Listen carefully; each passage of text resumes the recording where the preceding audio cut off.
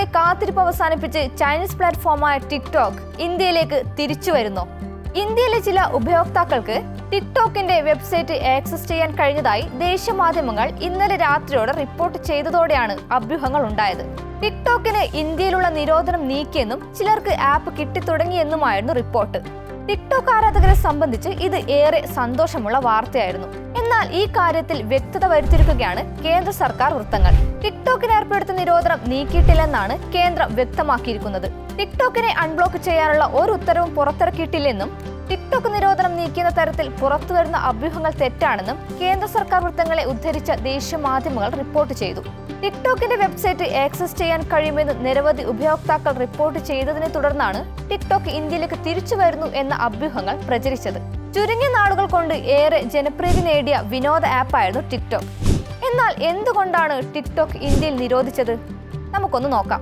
2020 June മാസത്തിലാണ് കേന്ദ്ര സർക്കാർ ടിക്ടോക്ക് ഉൾപ്പെടെയുള്ള നിരവധി ചൈനീസ് ആപ്പുകൾ ഇന്ത്യയിൽ നിരോധിച്ചത്.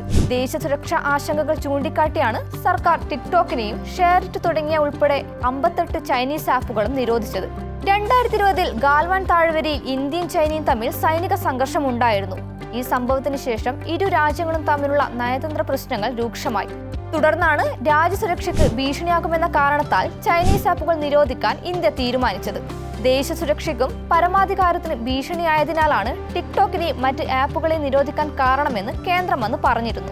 ഇന്ത്യയും ചൈനയും തമ്മിലുള്ള ബന്ധം മെച്ചപ്പെട്ടു വരുന്ന സാഹചര്യത്തിലാണ് ടിക്ടോക്ക് തിരിച്ചു വരുമെന്ന വാർത്തകൾ പ്രചരിച്ചത്.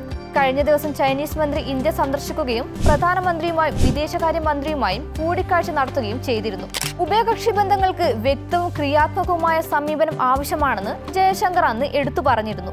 ഇത് ടിക്ടോക്ക് പോലുള്ള ചൈനീസ് ആപ്പുകൾക്ക് ഇന്ത്യൻ വിപണിയിലേക്ക് വീണ്ടും പ്രവേശിക്കാൻ അവസരമൊരുക്കിയേക്കാം. എങ്കിലും വെബ്സൈറ്റിന്റെ തിരിച്ചുവരവ് സംബന്ധിച്ച വാർത്ത ആരാധകർക്കിടയിൽ ആവേശത്തിന്റെ തരംഗം സൃഷ്ടിച്ചു. ഇനി എന്താണ് സംഭവിക്കാൻ പോകുന്നത് എന്നറിയാൻ ടിക്ടോക്ക് ആരാധകർ ആകാംക്ഷയോടെ കാത്തിരിക്കുകയേ നിലവിൽ നിർവാഹമുള്ളൂ.